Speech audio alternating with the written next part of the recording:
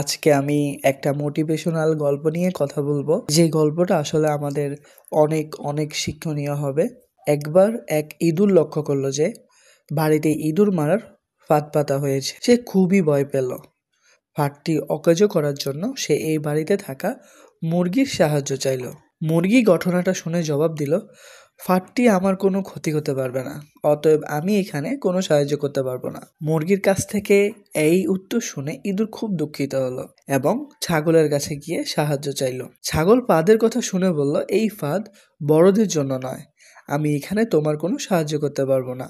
ইঁদুর ছাগলের কাছ থেকে এই উত্তর শুনে খুব দুঃখ হয় এবং সে চলে যায় গরুর কাছে। সব কথা শুনে গরু বলল, ইঁদুরের ফাঁদ আমার মতো বড় প্রাণীর কোনো ক্ষতি করতে পারবে না, যা আমার কোনো ক্ষতি করতে পারবে না তাতে আমি কোনো সাহায্য করতে পারবো না।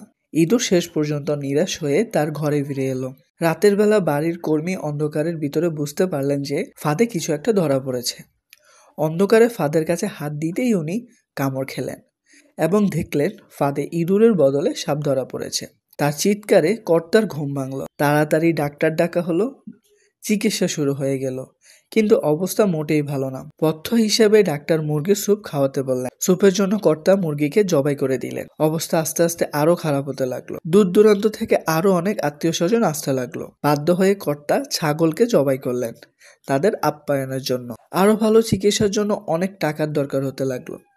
অবশেষে বাড়ির কর্তা তাদের গরুটিকে কসাইখানায় বিক্রি করে দিল। একসময় বাড়ির কর্মী সুস্থ হয়ে উঠলেন, আর এই সমস্ত কিছু ইঁদুর তার ছোট্ট ঘর থেকে পর্যবেক্ষণ করলো। এখানে যে উপদেশটা আসলে দেওয়া হয়েছে সেটা হচ্ছে, কেউ বিপদে সাহায্য চাইলে তাকে সাহায্য করা উচিত, হোক সেই বিপদ আপনার কাছে স্পর্শ করুক বা না করুক। বিপদগ্রস্তকে সাহায্য করা মানুষের নৈতিক দায়িত্ব। কেউ যখন বিপদে পড়ে, খারাপ সময় পার করে, তার বিপদে উপহাস বা খুশি হওয়া উচিত নয়। দিন শেষে কাউকে কষ্ট দিলে, কারো ক্ষতি চিন্তা করলে আমরা নিজেরাই তার ফল ভোগ করব। তো এইটা একটা মোটিভেশনাল কাহিনী, যেটা হচ্ছে আমাদেরকে আসলে একজন মানুষকে সাহায্য করার জন্য ইন্সপায়ার করে। তো এটাও আমার ইউটিউব চ্যানেলের একটা ভিডিওর অংশ। তো আশা করি ভিডিওটা আপনাদের অনেক বেশি ভালো লেগেছে। তো এমন আমি মাঝে মধ্যে আপনাদেরকে হচ্ছে যে কিছু শিক্ষণীয় গল্প শোনাবো, যেগুলো হচ্ছে যে আসলে আমাদের মাইন্ডসেট করতে ভালো সুবিধা করে, আমাদেরকে পরিবর্তন করতে সুবিধা করে। এই গল্পটা থেকেও আমরা বুঝতে পেরেছি যে আমাদের আসলে মানুষজনকে সাহায্য করা উচিত। তার আসলে বিপদটা ছোট হোক বা বড় হোক, আমাদের অহংকার করা উচিত না। তো সবাই আমাকে ভালোবাসা দিবেন, সাপোর্ট করবেন।